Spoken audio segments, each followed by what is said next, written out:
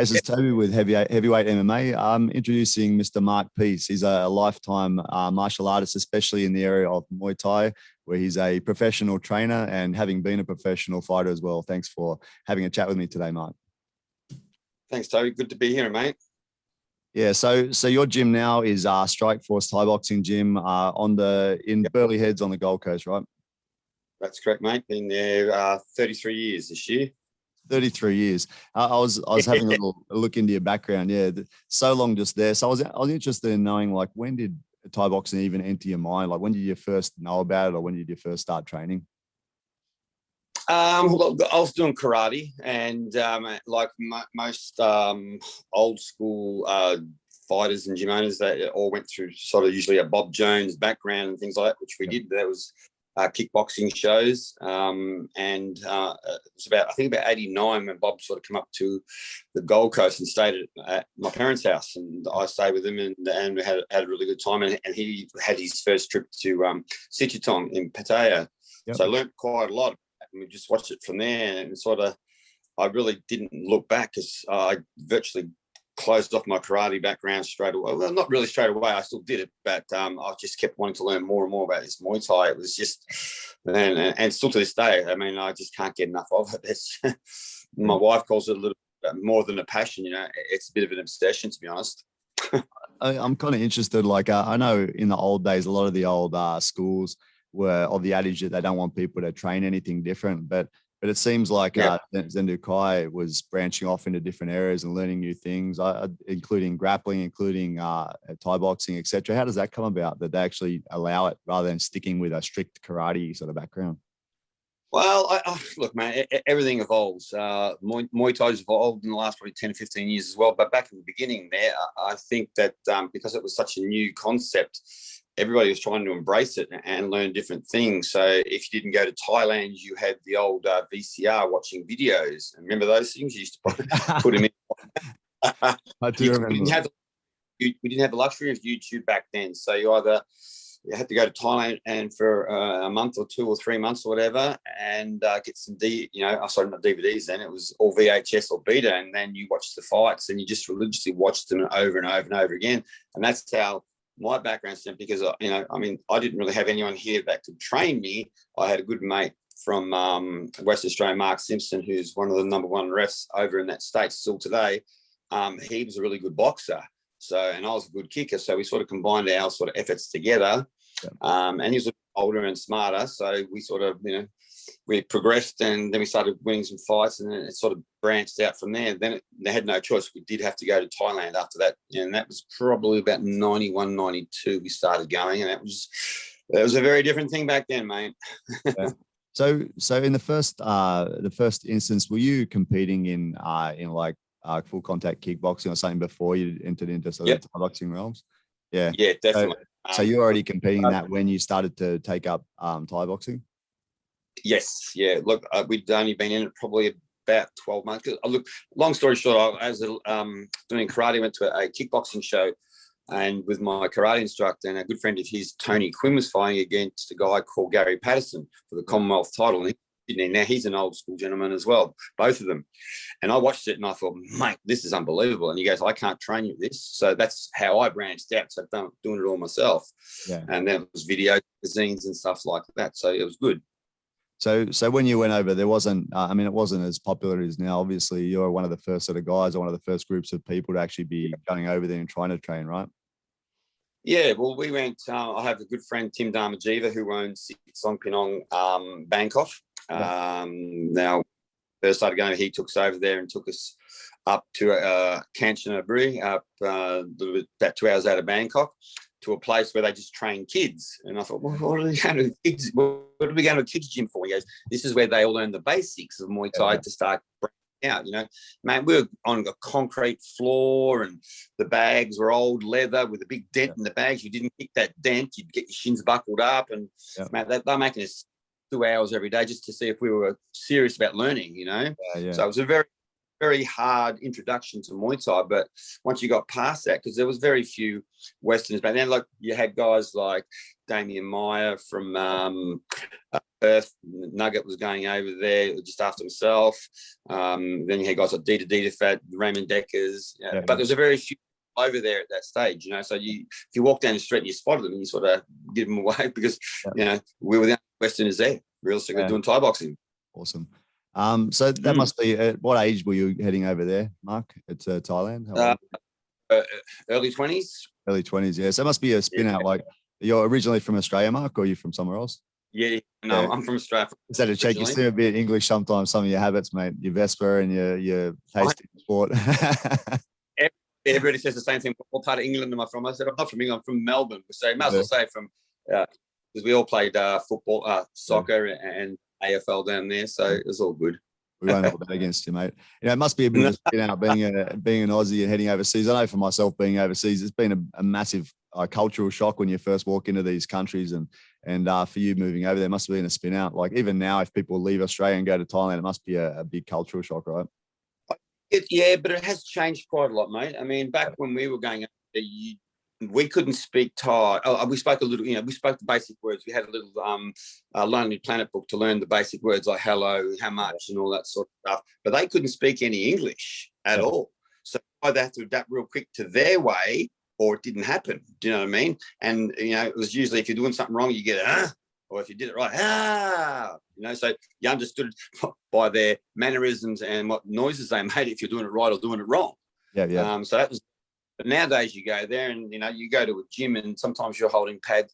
This is over there, and you're usually holding pads for a Westerner, and most of the Thais can speak English, some German or Dutch and all that as well. So it's really now catered to but it's, again, as I said, it's evolved.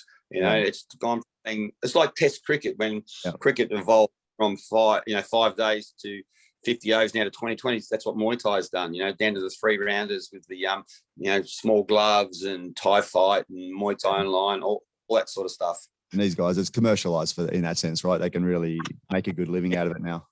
They're making good money out. So the Thais have, I believe there's a lot of gyms that still train really hard. We understand that, and I know that over there. But there's a lot of gyms that sort of realise that their good fighters can train half as little to get twice as much fight in the Westerner on some of these bigger promotions. I'm not saying they don't train hard, but they still train hard. But nowhere near, like if they're fighting Thai on Thai, they would train really, really hard and completely differently if they're fighting a Westerner type thing. So, but we've sort of caught up a little bit. You know, like England's definitely caught up. Yeah, they're doing extremely over there. Holland's always done well. Some of the Russians, Kazakhstans, all those sort of countries. And you know, we've had our times there. We, you know, from the late 90s to probably about 2005 to 8, we were quite good over there. You know, with the Wayne Stars and or Pixies and Sorens and Aaron Lees and all those guys, they were doing quite well over there then. And now we've got you see guys like Tyson Harrison, who's from Corporate Box. He's only a young kid. He's on Thai Fight, and, you know, Max Muay Thai and all those sorts of things, and they get televised because it's 3 rounders. So the sport has evolved and changed quite a lot, not only here but over there as well, to cater for us and all that. It's a business, mate. It's definitely a business. True. And just jumping back to your history of competing and whatnot, Mark, looking specifically at Thai boxing, what's your sort of history in that? Like what you fought in Thailand, correct? And back home as well. Yeah.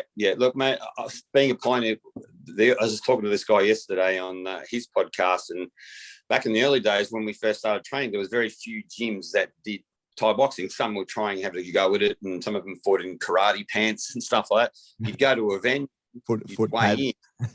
Foot pad, yeah. They'd weigh you in, and they say, right, Mark, okay, you're 61 kilos. How many fight? 7 now. Okay, look, come back in an hour. We'll let you know how we've gone. You know what I mean? So you didn't even know if you had a fight back then. You know, you say, okay, look, this guy 66 kilos. He's had 3 fights. You know, wait for experience. But let's do it. You know what I mean? So it was quite raw back then, but then it started to get a lot better, a lot more prolific promotions. You know, one fighter against another fighter. They do posters up and stuff like that. So it really became good. So I had 30 fights. Man, to be honest, man, I was probably average to slightly above average fighter because I didn't have a great deal of training other than what we did myself. But I had a niche because I had Pixie was just starting out, and Danny Dudowski and a couple others, and I was finding that, you know, I was either going to be selfish to myself or selfish to the guys, and I didn't really want to be selfish to the guys that were sort of helping us get to fight shows over in Perth or over in Thailand or to you know, Hong Kong and places like where we first met, you know. So I decided to become a coach, a full-time, and to be honest with you, I really haven't looked back. I've changed a few things along the way. I mean, I started out in my businesses in cash converters to do. I went back to uni, did a Bachelor of Sports Coaching in 2015. Actually, saw that, I saw that. I was quite impressed. I was just looking your background up a little bit more, and I noticed that. It's a good thing to have. It'll help you. You know, you talk about evolving the sport, right? Yeah. Yeah, because it's all about evolving, you know. And if I didn't do that, I was still training people. Training people the old way is still good, but I'm talking about more the psychology with the athletes. You know, some of these new guys, they're social mediaized and they're a little bit more delicate and so forth. You can't, like, I could yell at Pixie, as you know, or Aaron Lee in the corner if they were going slow or average, and I get a result. But some people now, you can yell at them and they'll go, man, I was getting belted, now you're yelling at me. Well, why do I want to fight for you? You know, so I had to evolve with the sport. So I did that with the sporting psychology and some biomechanics to get this bachelor. And it was, I'm telling you now, even if people did a Cert 3 or 4 in sports coach, just to learn a little bit more about the psychology of athlete, it's so good, mate, you know. Yeah, there's a few things that would have definitely helped you along the way, all those little differences. And I'm kind of interested, and that's one of the points I wanted to talk about, is some of the differences between your Thai style training and versus someone training in your gym or another gym in a Western country. I see there's a big difference. I see correct me if I'm wrong, I'm interested in your view on it. In Asia, what I've found is they have a different perception of things like time, and the Westerners kind of come across that like they want everything in a quick fix. When I see the Thai train, the way they train seems to be very long-term orientation, like designed at their style, where they start when they're young and they've got so long to learn. That's their job. Whereas a Westerner, we're trying to get in, get out, get as much value for that couple hours or 1 to 2 hours or whatever we have a day, and then go and do our job and everything. It's a very different sort of feeling, right? It's very different, mate. You hit the nail on the head. We don't think like the Thai. We don't act like the Thai. You know, they start at, you know, usually 5 years of age, and they don't usually fight till they're about 11. So that time from 5, the parents, you know, from a farm might have taken the kid to the gym. So the gym takes care of the kid because the parents, you know, can't get them or whatever. So they're working at the gym, going to school, and doing a little bit of Muay Thai. So they might be cleaning, brushing down stuff, you know, washing clothes at 5 and 6 years of age. By the time they're 11, they start to fight, and that's how the cycle of life begins over there. Then they get paid. Some goes to the parents, some goes to the camp, some goes to the fighter. So I'm not sure, you know, they all have different breakdowns of what they get. We don't have that mentality, man. That breeds a tough human being, you know. It's their living, you know. We don't get paid, you know, and some of the people here that have had, I don't know, 15, 20 fights wanting to get paid $2.5 grand. Man, some of the best fighters over in Thailand don't get. I know it's a different scenario, but, you know, like you said, we want to get in, rush it, get to the top, bang, finished, done, complete. But we started too long. Most of us started too long. You know, there's guys that are now starting. Like, I've got some young kids that have been with me since they're 8, 9, and they've had upwards of 30 fights now, and they're, you know, sitting around 14, 15. They've had some more fights, more so than the adults. So that's a good thing. You know, we're evolving, but it still needs to be a lot more. Yeah. So what do you say, like, when if you are a fresh fighter and you're looking at looking at how to train, would you think that the way it would be to be jumping over there and doing a long-term stint in Thailand, or do you think you can get the same from training with like your gym as an example? Yep. Yeah. I think you can. Look, there's a lot of quality gyms in our country, as there is in your country and most countries throughout the world now, because most of those guys, like you go to England and that, some of those guys I've known for 25, 30 years, and they're still running good quality gyms, and their fighters are now doing the same thing that we're doing here. So yes, you get the good quality and there's good training, if not sometimes better. But, you know, to me, the essence of the Muay Thai is you got to go there. You definitely got to go there, you know. But you don't go to a touristy gym. You want to go, say, up country to Buriram or you know, up to Chiang Rai or something like that. Just somewhere where there's just no abnormalities that can, you know, like you can, you know, get a young fighter sort of corrupted, if you know what I mean, and get out and about and then be out the clubs and lots of stuff and all that. So you've definitely got to go there to experience. But I feel now we've got capable coaches and trainers in this country as worldwide that are, and that's why we're competing now with them on their levels, definitely. Yeah. So I'm kind of interested in a way, like my novice view of Muay Thai is kind of the set of skills. I'm looking at a kick, a punch, etc. This is my understanding. For you as a long-term, long-term involvement in the sport and, really deep involvement, what is Muay Thai overall to you? Like it's a big question, but holistically, what's the picture of Muay Thai? What is it to you, just out of interest? One, it's my passion. It's something that I can't explain it. I mean, you see me at fight shows in Hong Kong back in the days and things like that. I get very passionate about my fighters, full stop. But it's something that I think it's ingrained with you. But when you get to what is Muay Thai, okay, to me, Muay Thai is about learning a set of skills and repetition over and over and over. It's not about doing a million different kicks or a million different punches. It's about that one punch or that one kick. Like Bruce Lee said, I don't fear the man that throws 10,000 kicks. I fear the man that does one kick 10,000 times. It's what Muay Thai is all about, repetition. You watch guys like Superlek or Rod Tang on pads, and it's the same stuff over and over and over again. But then you can think, hang on, he's probably been doing that for 20 years, 6 days a week. Okay, there's the difference. Repetition. Yeah. And then in saying that, like you've been involved in the culture a bit more, and you recommend like going to the heart of Muay Thai. What sort of things do you pick up there? Is it the hardness of these people? Is it just their overall understanding of the sport, or what is it that people can pick up by going to Thailand and training? Well, I think one, you hit the nail on the head there again, the cultural side of things. You want to understand it from their point of view, not necessarily the Western point of view on their culture. Go and view their culture. I mean, you live in Macau, mate, so you understand what I'm talking about there, because you'd have Thais over there doing the same thing. If you go there, you'll have a different perspective of Muay Thai when you come back. I mean, look, I've got guys that haven't been there yet from my gym that have still had a lot of fights, but they understand from what I've told them and what the other fighters have told them that have been there. But it's first-hand knowledge from the source. You know what I mean? And I don't think, like you go to the stadiums, and the stadiums are old, and like Raja is an old stadium, but to me, it's the pinnacle of Muay Thai, like the old Lumpini was, and Omnoi and all these places. They're really great stadiums that hold, so much history. And just you watch how people get ready there and how much that Thais get involved. The Thai people, as you've seen, they get so involved in the fight with the betting and their fighters and stuff. We're a little bit different here. We're a little bit closed off because we don't have that betting pool and so forth like that. So that's why I think people need to go and see that firsthand. I've seen people stop when the fight's on and actually watch the guys doing the bets rather than the fight.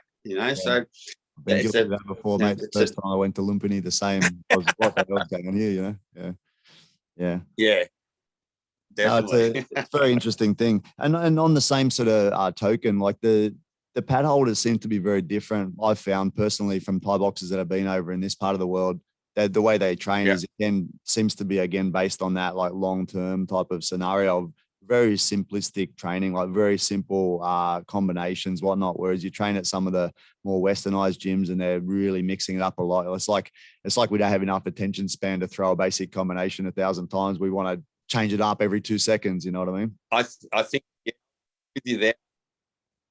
Yeah, but I think the quality fight, I understand the good pad holders, and that pad holder will work with that repetition over, and they might every now and again might put in a new technique that they might think that okay, this will suit them. But you're right. You go to some of the gyms and you see some of the pad holders and you think okay, he's tired, but does he look like he's done? And he's doing silly things and spinning things and all that sort of stuff. And I mean, we've all seen it. I mean, I've seen it down at Samui in Phuket, and I've even seen it in Bangkok. But as I said, the really good quality fighters, they might start off in one of those gyms, and all of a sudden, someone said, "Let's go to Sitmon Chai, or we'll go down to Jutmong Non, or we'll go up further up to Buriram, up to Kiat Mukau, and all those sort of gyms. It's just where they have the essence of pure Muay Thai, and it is if you're not there to train fighting, they're not interested in you.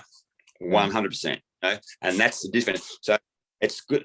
Hopefully those gyms will still stay around, because to me, if I was going back to train with my fighters, I would like to go, it would be to, Eminent Air and places like people, people that we know and have trained years and years go to those gyms. And that's why I don't gym hop or anything like that. I've been involved with Eminent Air since about 1999 with Meow and John Hod, Satana Farm. Those guys are still fighting. We still talk and all that. But if the essence of it, that's where the smarter fighters will go to those sort of gyms. Yeah, cool. Hey, just jumping onto your training of your guys. Like, I know it's a kind of simplistic question because every person's different. Everyone has different abilities and histories and whatever. But as a general rule, if someone fresh walked into your gym, as a general rule, what would they need to do if they're considering fighting? What would be the training regime, like the time you'd need to train, for how long before you'd generally consider allowing them to fight? Well, it depends on what sort of person that came through. If it was just a person that was a beginner, they would go through obviously a beginner program first, a couple of nights a week. And then once, my coaches or myself started to spot a bit of progression, we'd move them up to the next class, maybe add another class into there as well. Because you understand, look, we're not like the Thais. They get up in the morning, they train, they eat, go to sleep, get up in the afternoon, train again. That's their job. Here, you've got school, university, work, and those things, they're a must. They're the things here we have to do. It's not our profession. Don't get me wrong, there's some good guys here in our country that they all either run gyms full time because that's their profession, or they're a professional fighter fully, doing it, flying all over the world and stuff like that. But with COVID, we're all stuck in Australia, or they're all stuck in England and Thailand.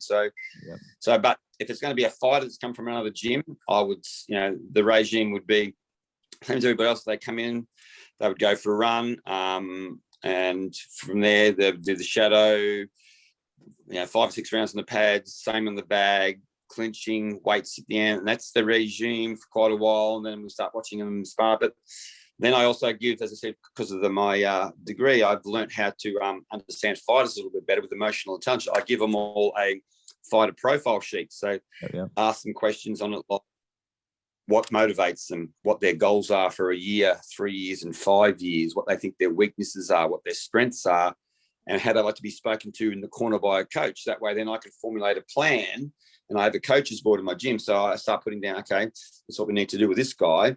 I start putting down little things. So my coach will go, okay, he needs to work on left hand up, motivation, keep that out of it, all these sorts of things. So that's why we tend to have a pretty good hit rate at present stage with these programs. The graph, I like to see my fighter go up rather than, okay, he's had 7 fights, he's lost 6 in a row. Well, then if he's done that, then it's either two things. I would say personally it's my fault because he's put his abilities in me.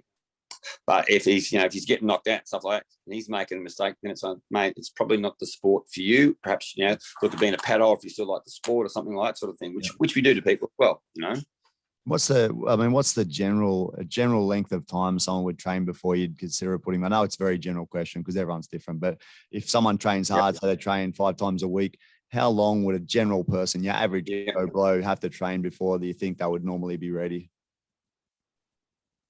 Okay, I would probably say 12 to 18 months. Now, I'll tell you why.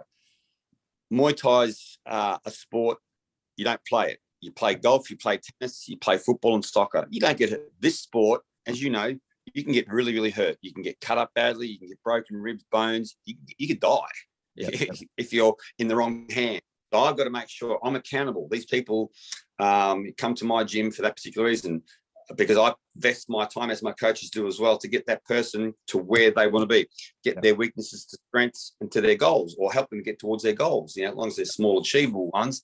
So 12 to 18 months to me is probably a usual general rule of thumb. I've got guys that walk in, mate, as you would probably have seen this as well, mate. I've used to fight, young guys, 18, 19, mate. I've been fighting on the street, I want to start doing Muay Thai, get in the ring. What do you reckon, about a month or so? Nah. Yeah. So, and some of those guys, and we've changed their attitudes, and them that they've realised, after a couple of good leg kicks on the first night, think, shit, hang on, that really does hurt, Yeah. And then you've got a particular, now your gym, you've got a particular standard that people are going to have to meet, right? Because you don't want to just throw someone in. They have to be, you know, up to the standard of your gym if they're going to represent your gym with your name on the header, you know? Yeah. Look, I think the majority of good gyms, or great gyms, I say, in our country, all do that. You like if you're fighting a guy from the pit, or you're fighting a guy from PTJ, or you know, or NTG, you know what standards you're going to get. You know what they're going to be good at, and you know what you got to do to combat. So it's a game of chess, as you know. So for me, if you're fighting gyms of a lesser standard, you sort of try to put a bit more pressure on them straight away. But you know, there's a lot of gyms now. It's, you know, most coaches know that they're accountable, and that these people are investing time and money into them. Because if they don't, they're just going to pack up and go to another gym if they don't get what they think they're going to get. You know, and that's how it works. That's what I said. It's evolving really good. And these days, do you supplement the pad holding and the training, pads and training and everything with like other conditioning, etc. On the side, like the way things seem to be evolving? Yeah. Yeah, a lot of the fighters have their own. They have strength and conditioning coaches. Yep. Some of them have mind coaches as well. But we'll do pads 4 days a week, and come Friday we clinch for about 45 minutes to an hour, and then we'll do Dutch drills and then sprints. So we mix it up a little bit, and then Saturdays we do sparring. So you can't just always do pad. You've got to work on different drills. But what I do with my Dutch drills is I don't throw the drills out. Each fighter, all right, what's your drill for the night? You know, so it's got to be good repetition. It could be action reaction. It could be a stagnant one where they're just standing still. It's good to see and see how they evolve as well. You know. And at what sort of point do you recommend the guys branching off like that? Like, I mean, obviously, if you're just a amateur or novice coming up and learning, you mostly need to be in there hitting pads, hitting bags, etc. What sort of point would they start to look at conditioning and diet and whatnot? Look, depending on, like, I've got fighters sort of, you don't even have to ask them. And like Jade Nenoid, he walks in, like, you couldn't grab an ounce skin off him. He knows what to eat, when to eat it, what to do. And he's a full-time trainer. He trains people on pads, and he trains it. Yeah. So, but there's other guys, listen, mate, you're just getting out a little bit here, on the beers on again on the weekend, you got to fight in 6 weeks. This is the cutoff point. And then they've got to train themselves really hard. So, look, everybody's different, and these guys aren't getting $1 million a fight. So I've got to let them have their little bit of a, what do you call it, cheat day or like that sort of thing. So, but Jaden, he won't have a cheat day, man. Like he is strict all the way through. I've got a few of them like that. And it's a good thing, and it's starting to rub off on some of the other fighters as well. But then there's guys like, I won't throw out names, but there's a couple of guys that they'll take it down to the 6 week mark, and then they'll start dieting and doing. But again, come to that fight time, they're on weight, looking good, magical, the whole bit. So they understand their body and that as well. So I think not only has the coaches become more proficient and effective, I think the athletes now starting to understand it a lot better as well. Yeah, yeah.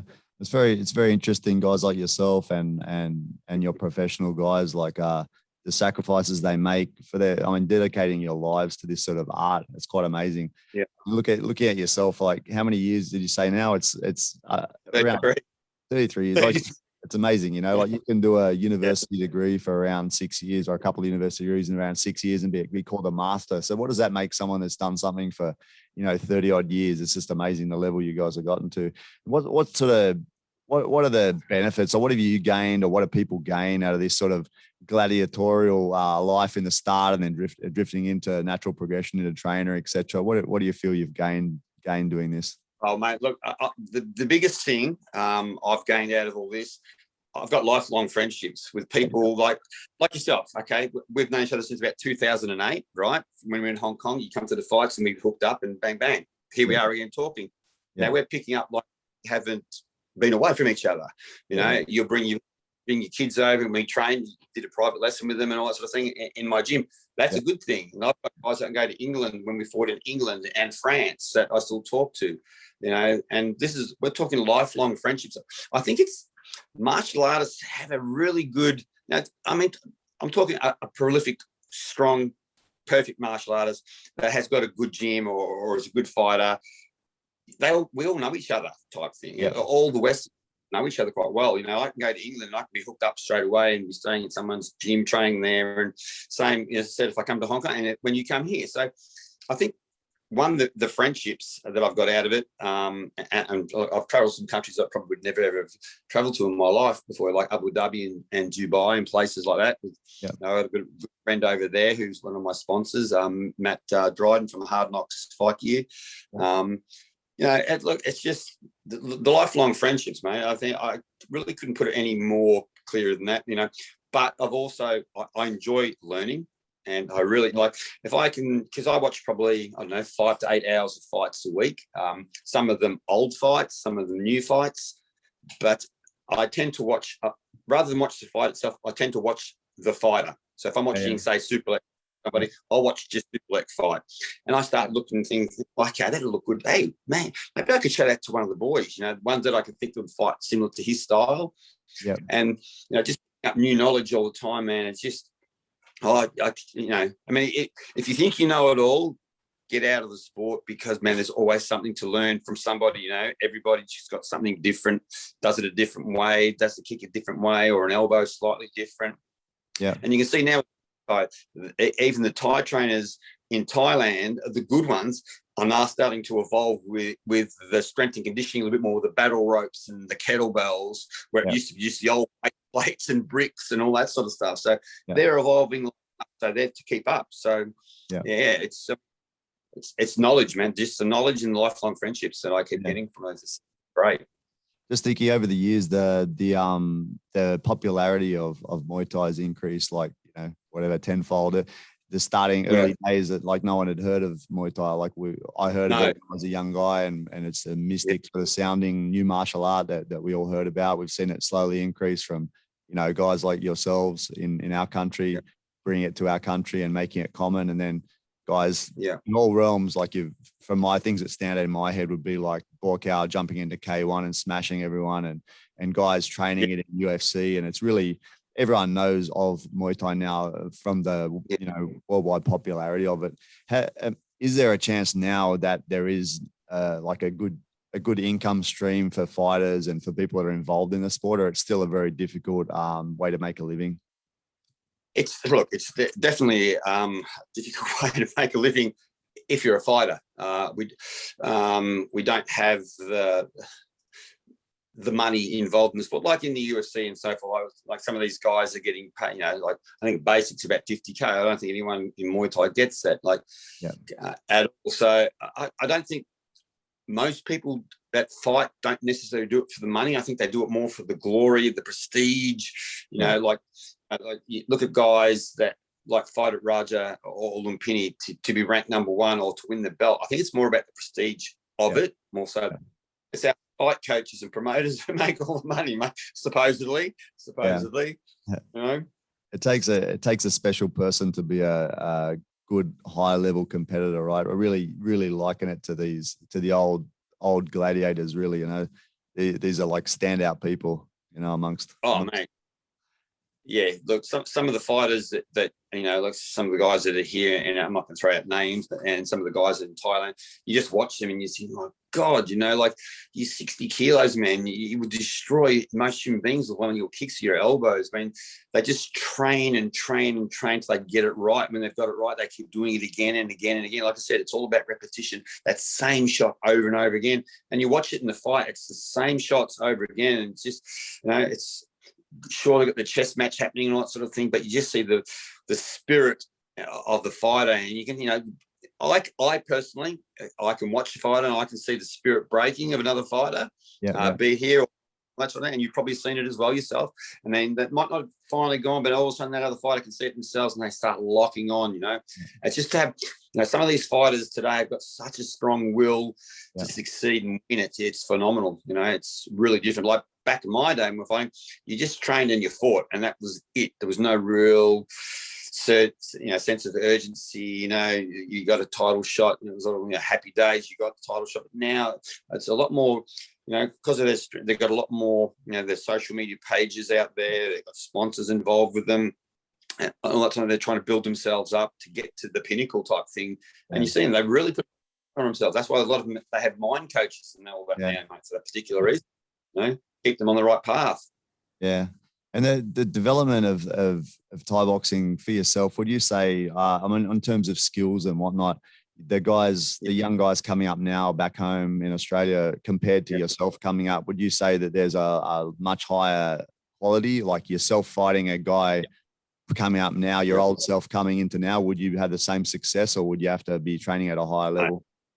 I'd have to be training at a higher level. I think back in, as I said before, in my day, and that we're a lot. I felt we were a lot harder because it was tough.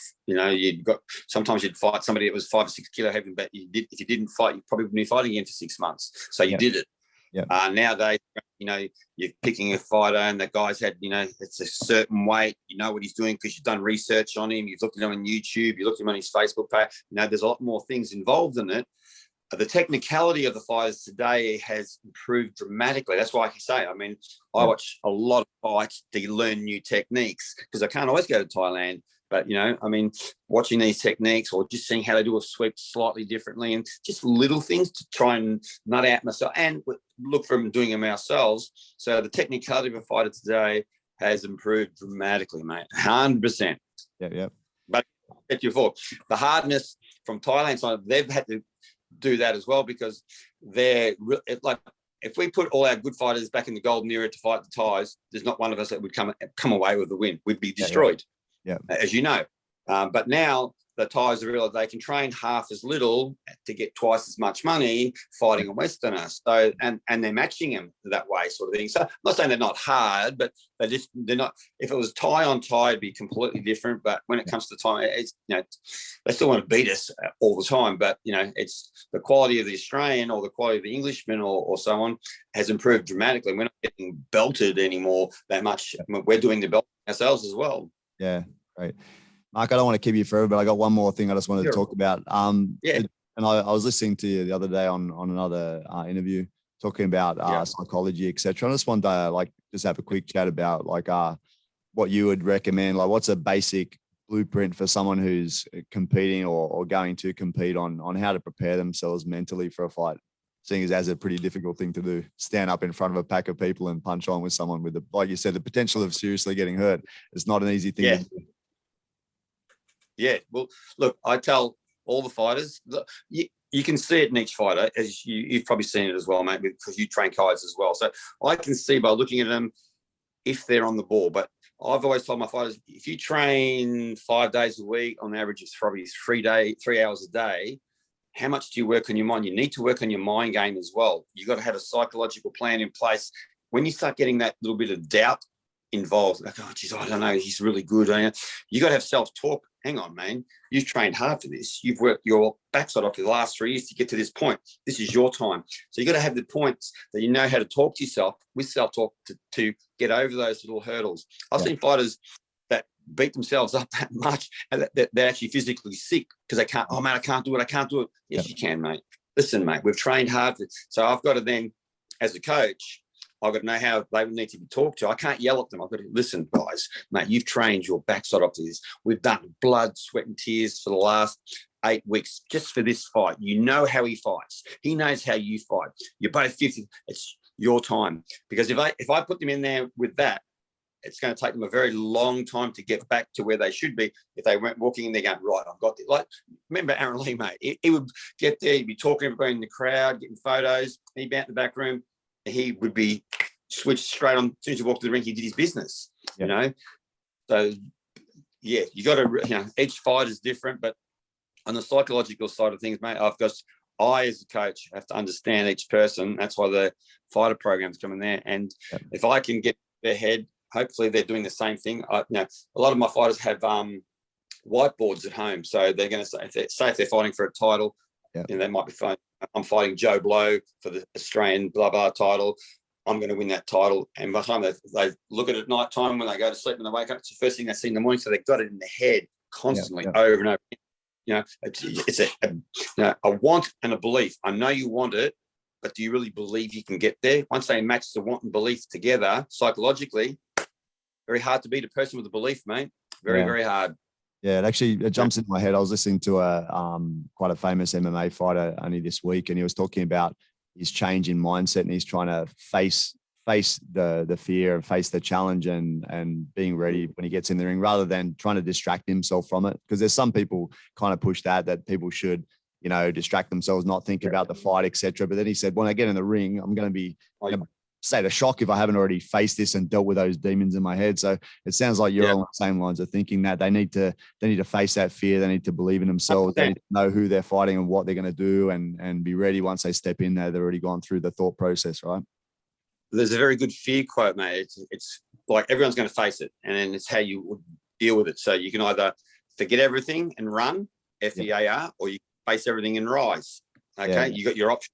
You pick it. So when you feel that self-doubt, man, if you've done all your work physically and mentally, and I said, I'm talking work in your fight game, looking at your plans, telling yourself over and over constantly, reading positive affirmations on the board. I am. So if you just say it, it's a dream. But if you write it down saying, I'm going to be the Australian, I'm going to beat Joe Blow on this day, constantly for 6 weeks, over and over again, mate, you've got a belief that you're going to win that fight. It's very hard to beat that person. It really, really is. Yeah. I remember seeing you in Hong Kong before with one of your girls. I can't remember the name escapes me, but I remember just thinking, and when I think about it now, you strike me as the type of coach that is really trying to get the guys to achieve their potential, like not letting them settle for less than their potential. Like, you're quite tough. I know you appropriate your delivery depending on the person, etc. But I got that feeling that you really were trying to get her to achieve the best that she could achieve in there, and not giving her a chance to not do that, Yeah, well, it's like I love to see people succeed. Like, I mean, Pixie and Aaron and Danny Dudowski and guys like that, they've taken me to some countries that, as I said, that would never have gone to. Some of these guys with their fight purses they've got have bought deposits on houses and things like that from it.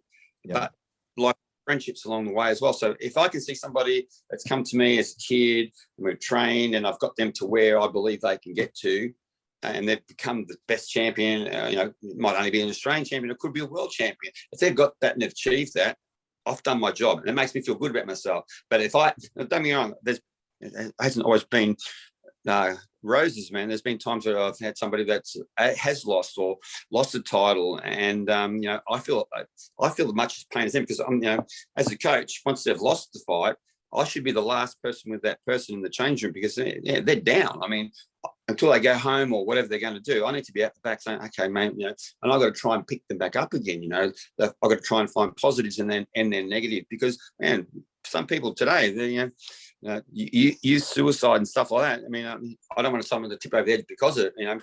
We work with a lady from Quandamooka Cup, youth suicide prevention, and she's had a couple of her fighters that have actually killed themselves, taking their own lives. So, we're advocates of that sort of thing, mate. Making these kids all speak up. If they've lost a fight, as I said, you really need a really good mental approach. It's phenomenal, mate, what you can do. Yep.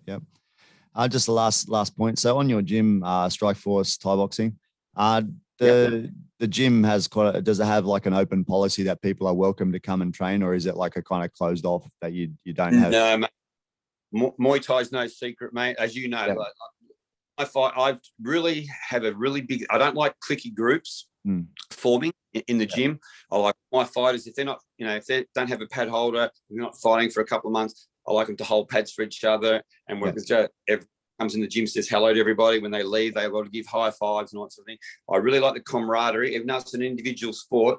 You need your team behind you all the way, 100%. And the humility plays a big, big part in it as well. So, no, we have an open door policy, but again, we have rules, like you can't walk and say, I want to be in your fighters class, mate. I said, how long, a week's training. Okay, mate, you're going to be in this class first, and we're going to progress you from there. If I can see good progression, you'll move up fast. If you don't see progression, in there. So we do it in a way, but like I've got fighters that have come from other gyms, but I'm always a big believer, do yourself and me a favor, talk to your coach first, see why you're not getting what you think you're getting properly.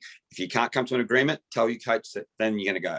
But don't just say, I'm going to go and train him, So I think some of the things that have impressed me about your training and whatnot, having tried a little bit with you a couple of days, and also I followed your guys for a few years before I even met you, to be honest, and just seeing your guys continually coming up through the ranks now.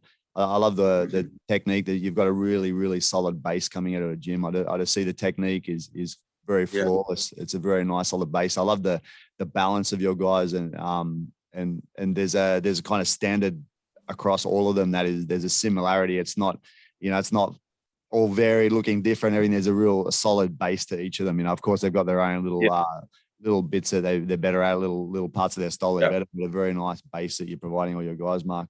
And when I came in and watched your guys spar on the Saturday, you got a pack of killers there, mate. I don't know if I really want to be walking into that sparring session. Pretty. But saying that, we invite some people up every now and again to come and do rounds with us from other gyms, so they get to, do rounds of champions as such. But my guys will always spar that person to their ability, perhaps slightly a little bit more. If they get hit hard, they're going to get hit hard back, but they'll always work with that person. They're not trying, there's no, as I said, there's no egos. I like the camaraderie, and I like that person walking and say, "Oh, man, he's a really top bloke. Can I get a picture with him?" Like we did a couple of pictures yesterday with a couple of young kids that came down from Stradbroke Island and wanted to do pads with us and do some sparring and so forth. This kid went a mile from ear to ear. Do you know what I mean? And that made me feel good. And he's not even from my gym. He's only been training 10 weeks and popped him with a couple of champions and all that. So, it's, as I said, Muay Thai is no secret, man. It's all about, lifelong friendships and the knowledge, mate. Pass it on. That's good, man. I actually recommend to a few of my guys, if they ever get the chance to come over and train with you. Right now, things are locked down, but I hope some of them will. Like the difference between training, like with a part-time guy like me versus, a full professional like yourself is like chalk and cheese. So I recommend to anyone watching, if anyone wants to go and train with one of the best Thai boxing trainers, head over and hit Mark up. Yeah, it's a great gym. Mate, thanks for your time. And I'm sorry to keep you so long. And but mate, I wouldn't mind catching up with you again if I can.